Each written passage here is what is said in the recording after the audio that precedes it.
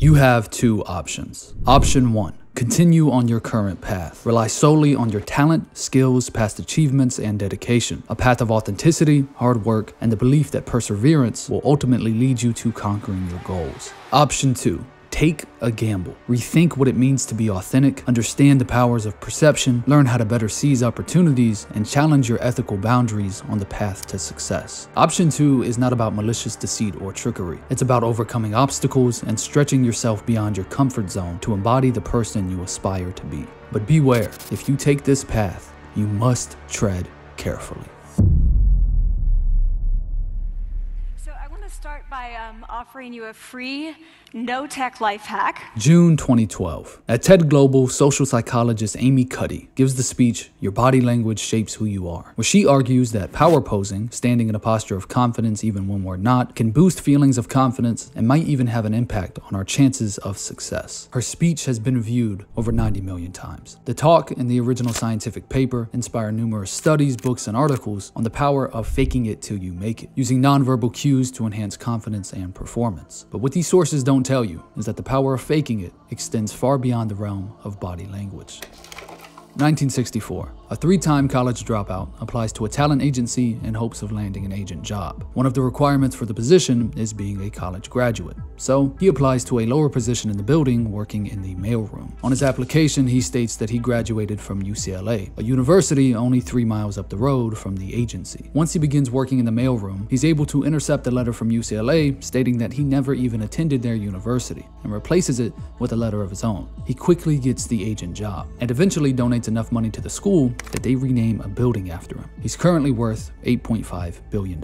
This isn't rare. 7 out of 10 employees lie on their resume, and 65% say lying has helped them land a higher salary. When your worth is determined by the value you're able to negotiate for, it makes sense to try and do anything you can to increase this number. But the fake it mentality doesn't only apply to corporate employment. Co-founder of Apple, Steve Jobs, was notorious for faking presentations for products that didn't work yet, a skill also mastered by Thomas Edison. They exaggerated and presented products before they were functional, but they didn't lie about their skill set or capabilities. They possessed the expertise and determination to overcome obstacles and turn these ideas into reality. And these famous examples are really only the tip of the iceberg. A quick search reveals a vast array of anecdotes, illustrating how countless individuals have achieved success by employing this fake it till you make it approach. And you can read through these on a website that's founders initially posted on hundreds of fake accounts so the site appeared marketable, something almost every social networking site did. And its purpose now extends beyond making the platforms themselves appear popular. There are thousands of services now aimed at enhancing your own perceived popularity through the use of online bots. Followers, likes, even live stream viewers can be and often are fake. Studies by Statistica and IMAI found that in 2022 alone, over 58% of Instagram mega influencers were engaged in fraudulent activities to increase their follower count, and 25% of all influencers had directly purchased fake followers. The motivation for this is very clear. You'd probably be more eager to subscribe to my channel if I had 600,000 subscribers rather than 600. Because when someone has a large fan base, it serves as social proof that their content or ideas are valuable and appealing to others. But more importantly, in this era of influencer marketing, where companies and artists will raise awareness of their products, services, or music by paying an influencer to promote them, having more followers and engagement means negotiating more money.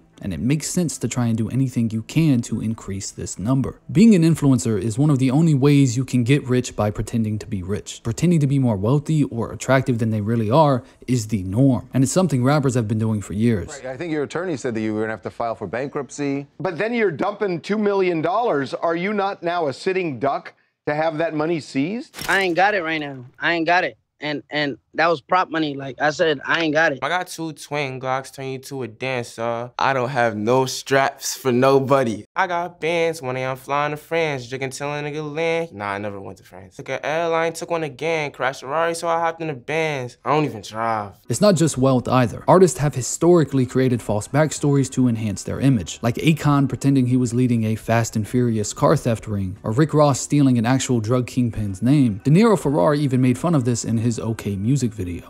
None of this is my jewelry. This is all prop.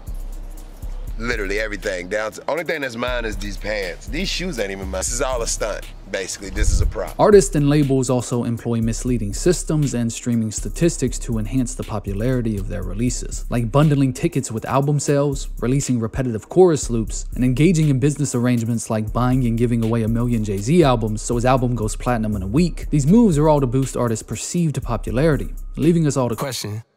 How many faking they streams? These artists have all benefited from these tactics, and while it's misleading, it's not actually harmful to anybody. They're not hurting you by selling you an image of themselves or their success that may be misleading. It's not like they're a politician, like Donald Trump, who ran off his image as a successful businessman, an image that wasn't entirely accurate. Trump is arguably the greatest example of fake it till you make it. He built such a successful personal brand that the money he made off Celebrity Apprentice overshadowed any of his previous business failings and eventually landed him the presidency. It's not all positive. The line between faking it and fraud is a very thin one.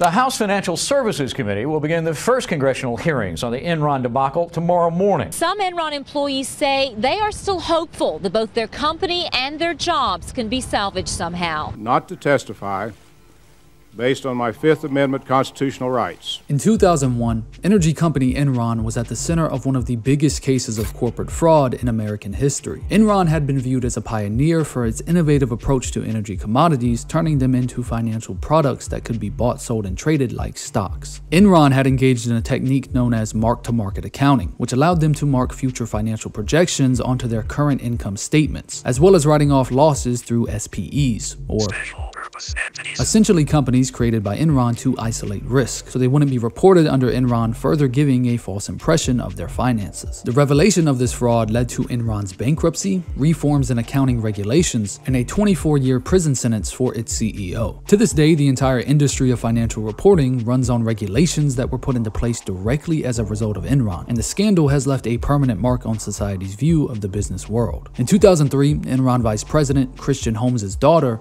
founded a company of her own, the now infamous Theranos. Dropping out of Stanford to focus on the project, Holmes, who had been dubbed the next Steve Jobs, promised to revolutionize the medical field with cheap, accessible, and quick blood testing technology using only a few drops of blood. Investigations by journalists and regulatory agencies revealed that the company was using industry-standard machines for most of their tests, and due to the sample size of the blood, many of the results were inaccurate, leading to misdiagnosis and death. One of their employees even committed suicide due to stress of keeping the company's secret. The company, which was once valued at $10 billion, had been running on this fake-it-till-you-make-it mentality from the start, with Elizabeth Holmes even allegedly faking her voice in interviews and appearances. In January 2022, Holmes was sentenced to 11 years in prison for fraud. Theranos has been somewhat of a case study for fraud, with the story being depicted in the Hulu miniseries The Dropout, and people drawing similarities between Holmes and any fraudulent startup founder, like Charlie Javis. In 2016, Javis founded Frank, a website that assisted students in obtaining loans and financial aid. In 2021, she sold the company to JPMorgan Chase, and the next year was sued by JPMorgan for fraud. But unlike Theranos, Frank did everything it said it did. Javis wasn't toying with people's lives or health. Frank simply helped students fill out loan applications for a small fee. The problem arose when Javis paid a data scientist $18,000 for a list of 4 million fake student names and addresses, and then sold the company to JPMorgan under the pretense that she had over 4 million customers, when in actuality that number was around 300,000. When JPMorgan realized 70% of their emails were bouncing back,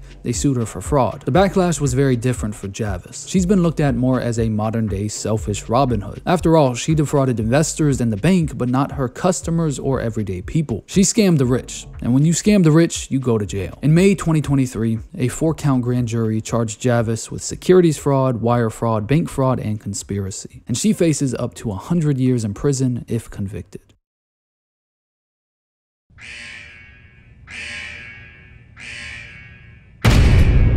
My father was a con man.